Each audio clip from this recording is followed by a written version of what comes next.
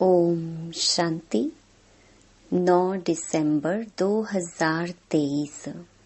बाबा के महावाक्य। मीठे बच्चे, एक बाप के साथ सच्ची मोहब्बत हो तो बाप तुम्हें अपने साथ घर ले जाएंगे, सब पापों से मुक्त कर देंगे, स्वर्ग का मालिक बना देंगे। प्रश्न: अपने आप को खुशी में रखने के लिए कौन सी मुख्य धारणा चाहिए? उत्तर: खुशी में तभी रह सकते जब अपने आप से रूह रिहान करना आता हो, किसी भी चीज में आसक्ति ना हो, 2 रोटी पेट को मिले, बस ऐसी अनासक्त वृत्ति की धारणा हो, तब हर्षित रहेंगे।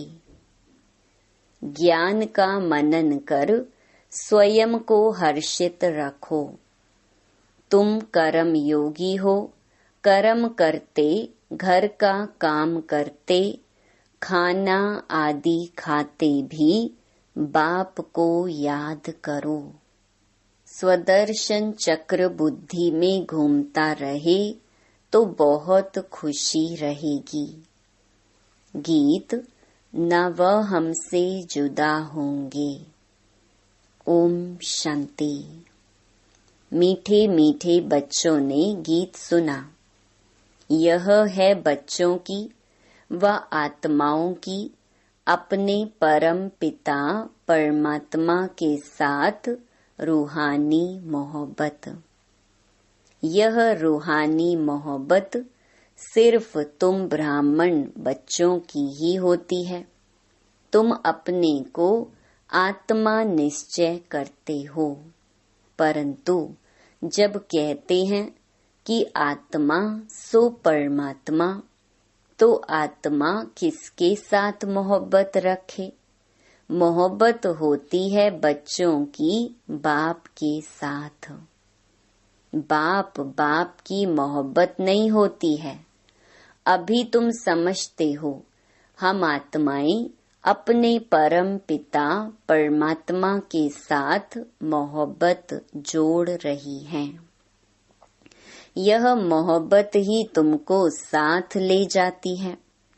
तुम रूहानी मोहब्बत बाप के पास रखते हो तो तकलीफ भी सहन करनी पड़ती है। सारी दुनिया, घर के भांति आदि सब दुश्मन बन जाते हैं। बच्चों को समझाया है कि पतित पावनी गंगा नहीं है। मनुष्य पावन होने के ख्याल से गंगा व जमुना के तट पर हरिद्वार काशी में जाकर बैठते हैं। मुख्य स्थान यह 2 हैं। कहते हैं, हे पतित पावनी गंगा। अब वह गंगा तो सुनती ही नहीं। सुनने वाला एक पतित पावन बाप ही है। अभी तुम उस बाप के सम्मुख बैठे हो। बाप बतला रहे हैं तुम पावन कैसे बनोगे। पानी की गंगा थोड़े ही कहती है, माँ मेकम याद करने से तुम्हारे विकर्म विनाश होंगे। बाप कहते हैं, मैं प्रतिज्ञा करता हूँ, अगर तुम मुझ बाप को याद करेंगे तो तुम्हारे विकर्म विनाश होंगे। गारंटी देते हैं, गंगा तो गारंटी दे ना सके। जैसे मनुष्य रावण को वर्ष वर्ष जलाते आए हैं, परंतु रावण मरता ही नहीं है, वैसे गंगा में स्नान भी जन्म जन्मांतर करते आए हैं, परंतु पतित से पावन कोई बनते ही नहीं। फिर स्नान करने जाते रहते हैं। एक बार पावन बने तो फिर क्यों जाते हैं स्नान करने? कितने मेले लगते हैं, उनको कोई आत्मा परमात्मा का संगम नहीं कहेंगे।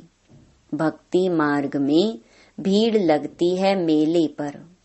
अभी तुम बाप के साथ बुद्धि योग लगाते हो। तुम जानते हो हम आत्माएं आशिक बनी हैं। आत्मा ही भगवान को याद करती है शरीर द्वारा।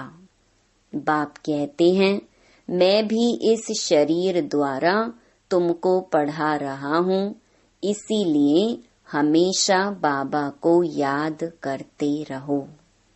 बाबा कहने से स्वर्ग जरूर याद आएगा और अपना मुक्ति धाम घर भी याद आएगा।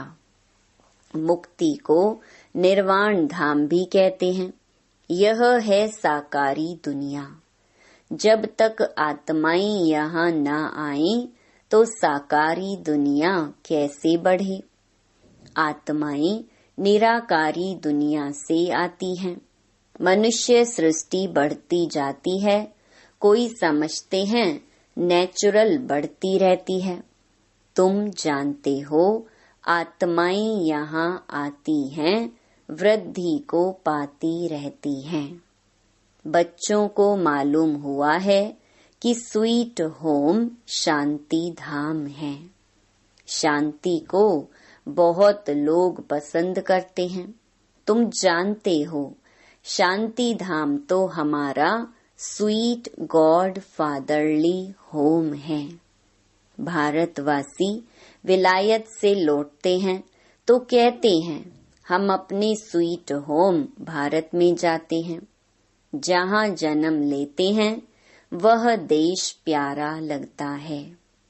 कहते हैं हमको स्वीट होम भारत में ले चलो। अच्छा समझो मर जाते हैं, आत्मा तो चली गई, फिर शरीर को यहाँ ले आकर खत्म करते हैं। समझते हैं भारत की मिट्टी भारत में ही जाए। नेहरू ने शरीर छोड़ा तो उनकी राख देखो कहाँ कहाँ ले गए, खेतों में गिराई। समझते हैं खेती अच्छी होगी, परंतु हर चीज को वह कितना भी मान दें, पुरानी तो जरूर होनी है। कितनी तकलीफ सहन कर रहे हैं, बाप का पता नहीं है। तुम बाप को जानकर बाप से वर्षा ले रही हो तो दिल होती है मित्र संबंधियों आदि को भी स्वर्गवासी बनाई। किसको तुम कहो स्वर्गवासी बनो तो कहेंगे तुम मारने चाहते हो क्या। तुम बच्चे जानते हो श्रीमत पर हम श्रेष्ठ स्वर्गवासी बन रहे हैं। देही अभिमानी बनने में बड़ी मेहनत लगती है। घड़ी घड़ी देह अभिमान में आकर बाप को भूल जाते हो। अभी तुम सम्मुख बैठे हो, जानते हो हम अपने परम पिता परमात्मा पास आए हैं। बाबा कहते हैं आगे कभी मिले थे तो झट कहते हैं हाँ बाबा 5000 वर्ष पहले। यह तुम्हारा गुप्त अक्षर है और कोई कॉपी कर न सके। भल श्री कृष्ण का वेश धारण कर लेते हैं, कहते हैं हम आए हैं स्वर्ग की स्थापना करने। परंतु यह बात कि 5000 वर्ष पहले भी स्वर्ग स्थापन किया था, यह कह न सके। तुम ही कहते हो बाबा 5000 वर्ष पहले हम आपसे वर्षा लेने आए थे, आपने राजयोग सिखाया था। यह आत्मा कहती है इस शरीर द्वारा। अपने को आत्मा निश्चय कर और बाप को याद करना है। इसमें सर्वव्यापी की तो बात ही नहीं। यह भी नहीं समझते हैं कि ब्रह्मा जरूर साकार में होना चाहिए, जिस द्वारा परमपिता परमात्मा सृष्टि रचते हैं। पतित पावन बाप आकर सो देवी देवता पावन बनाते हैं। बाप ही स्वर्ग का रचयिता है, तो जरूर स्वर्ग में मनुष्य चाहिए। बाबा आकर तुम्हें स्वर्ग का द्वार बताते हैं। तुम कोशिश करते हो हम नरकवासी को स्वर्गवासी बनाएं। कोई बड़े आदमी को सीधा कहो तुम पतित नरकवासी हो तो कितना बिगड़ पड़ेंगे। अभी तुम जानते हो हम नरक से निकल स्वर्ग में जा रहे हैं। अभी हम संगम वासी हैं। हम आत्माएं अब जा रही हैं इस शरीर को छोड़ बाबा के साथ बाबा के घर। यह है तुम्हारी रूहानी यात्रा। बाबा की याद में रहना है। समझते हो यह शरीर जहाँ तक रहेगा वहाँ तक यात्रा चालू है। कर्म भी तो करना है। भल खाओ पियो खाना पकाओ। जितना समय मिले बाप को जरूर याद करना है। दफ्तर में बैठते हो, देखो फुर्सत है तो बाबा की याद में बैठ जाओ। बहुत कमाई है। ट्रेन में सफर करते हो, उस समय तो कोई काम नहीं रहता है। बैठे हुए बाबा को याद करते रहो। अभी हम बाबा के पास जाते हैं। बाबा परम धाम से हमको लेने लिए आया है। अच्छा, शाम को घर का खाना आदि पकाते हो तो भी एक दो को याद दिलाओ। आओ हम अपने बाप की याद में बैठें। पॉइंट भी एक दो को सुनाओ। हम स्वदर्शन चक्रधारी हैं। बाबा कहते हैं तुम लाइट हाउस भी हो, रास्ता बतलाते हो। उठते बैठते चलते तुम लाइट हाउस हो। एक आँख में मुक्ति, एक आँख में जीवन मुक्ति। स्वर्ग यहाँ था, अभी नहीं है। अब तो नरक है। बाबा फिर से स्वर्ग स्थापन कर रहे हैं।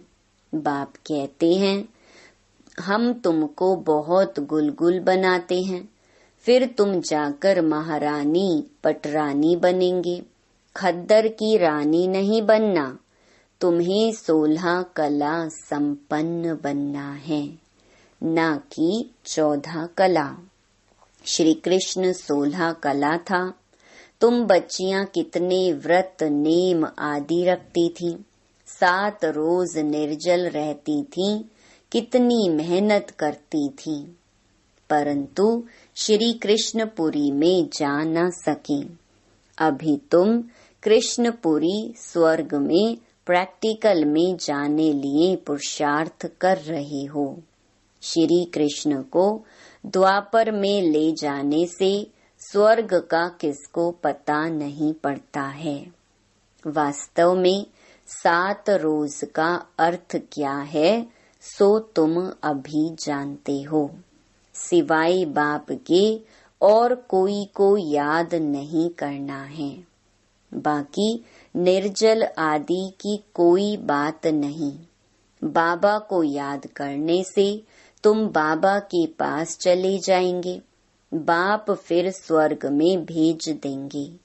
व्रत नेम रख तुम कितने दिन भूखे मरते हो, जन्म बाई जन्म कितनी मेहनत करते हो, प्राप्ति कुछ भी नहीं हुई है।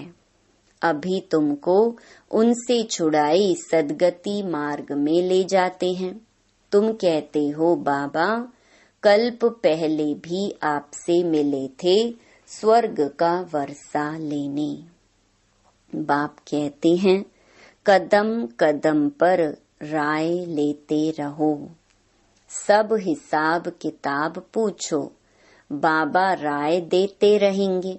भल तुम अपना धंधा धोरी आदि करते रहो, फिर भी बाबा राय देते रहेंगे। देखेंगे यह बहुत धंधे में घुस पड़े हैं तो राय देंगे, क्यों इतना माथा मारते हो, कितना समय तुम जिएंगे? पेट तो 1-2 रोटी मांगता है, उनसे गरीब भी चलते तो साहूकार भी चलते हैं। साहूकार लोग अच्छी रीति खाते हैं, फिर रोगी भी बनते हैं। भील लोग देखो कितने मजबूत रहते हैं, और खाते क्या हैं?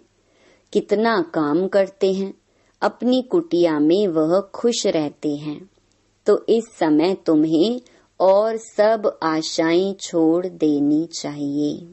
2 रोटी मिली, पेट भरा, बस बाप को याद करना है। तुम हो रूहानी बच्चे, परमपिता परमात्मा माशूक के आशिक बने हो। जितना बाबा को याद करेंगे उतना विकर्म विनाश होंगे, और जिसको याद करते हो उनसे जाए मिलेंगे। कई चाहते हैं साक्षात्कार हो, यह हो। बाबा कहते हैं घर बैठे भी तुमको हो सकता है। शिव बाबा को याद करने से तुमको वैकुंठ का साक्षात्कार होगा। श्री कृष्ण पुरी देखेंगे। यहाँ तो बाबा तुमको वैकुंठ का मालिक बना देते हैं। सिर्फ साक्षात्कार की बात नहीं, मेरे को याद करो, क्योंकि मैं आया हूँ तुमको ले जाने। शिव बाबा को याद करना है, वही श्री कृष्ण पुरी का मालिक बनाने वाला है। श्री कृष्ण तो नहीं बनाएंगे। शिव बाबा को याद करने से तुमको वैकुंठ की बादशाही मिलती है। अब वह परम धाम से आया हुआ है। जरूर आए हैं तब तो मंदिर यादगार बना है ना। शिव का मंदिर है, शिव जयंती भी मनाते हैं ना। परंतु वह भारत में कैसे आते हैं, यह किसको पता नहीं है। श्री कृष्ण के तन में तो नहीं आते। श्री कृष्ण होता ही है सतयुग में। शिव का बड़ा भारी मंदिर है, श्री कृष्ण का इतना बड़ा नहीं है। सोमनाथ का मंदिर कितना बड़ा है। श्री कृष्ण के मंदिर में राधे कृष्ण को बहुत गहने दिखाते हैं। शिव के मंदिर में कभी गहने नहीं देखेंगे। अब वह शिव बाबा तो बड़े महलों में रहता नहीं, रहता है श्री कृष्ण। बाबा कहते हैं मैं महलों में रहता ही नहीं हूँ, परंतु भक्ति मार्ग में कितना बड़ा आलीशान हीरे जवाहरों का मंदिर बनाया है। जिनको शिव बाबा द्वारा स्वर्ग का वर्षा मिला है, उन्होंने उनका मंदिर इतना ऊंच बनाया है। यादगार के लिए कितना बड़ा मंदिर बनाया है, तो वह खुद कितने ना साहूकार होंगे। मंदिर बहुत अच्छा बनाते हैं। बॉम्बे में बाबूरी नाथ में शिव का मंदिर है। लक्ष्मी नारायण का माधव बाग में है। बाप कहते हैं हम तुमको स्वर्ग का मालिक बनाते हैं, तो भक्ति मार्ग में तुम कितना भारी मंदिर बनाते हो। और अभी देखो कैसे झोपड़ी में बैठा हूँ। तुम्हारा भी नाम बाला होना है।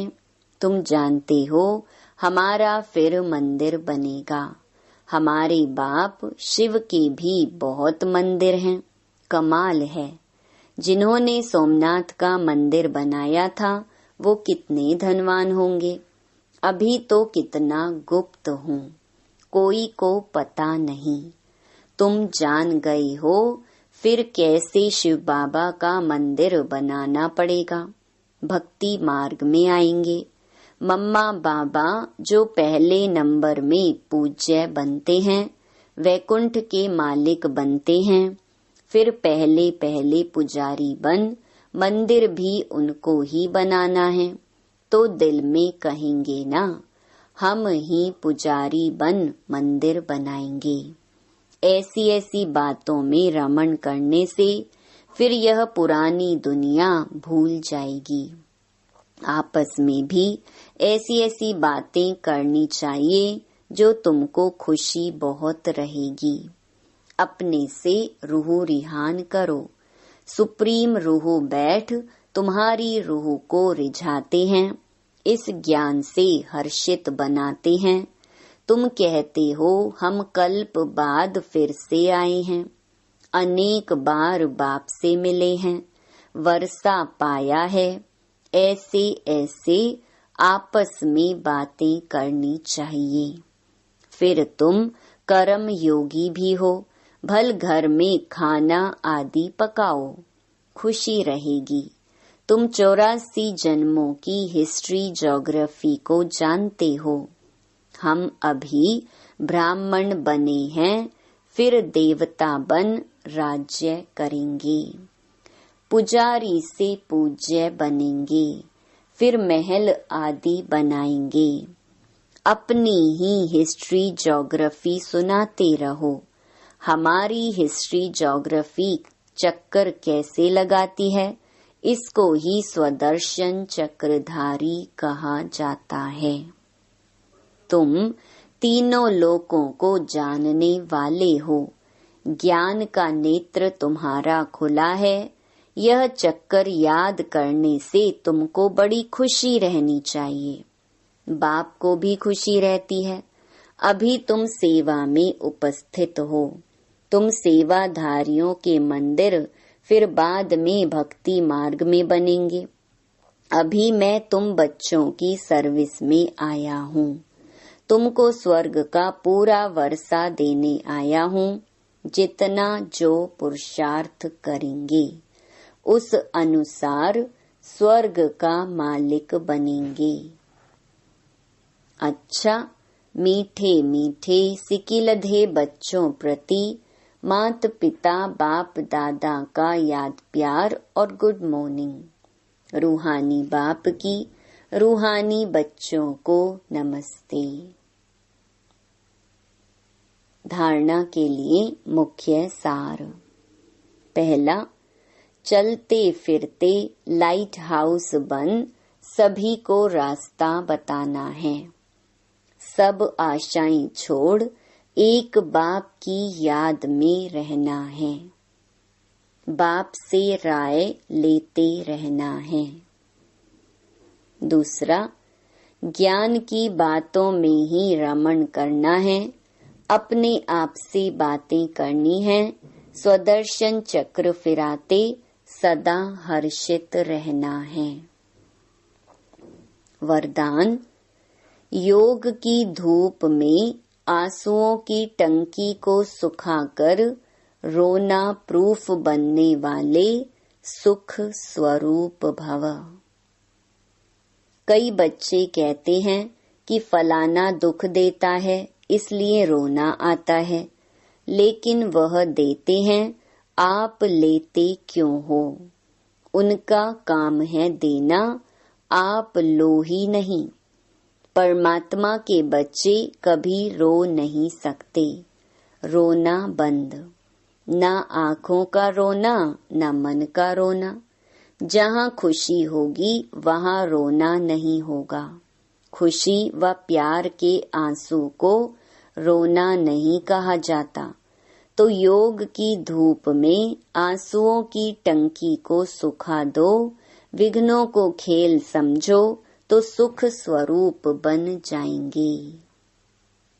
स्लोगन, साक्षी रहकर पार्ट बजाने का अभ्यास हो तो टेंशन से परे स्वतः अटेंशन में रहेंगे। ओम शांति।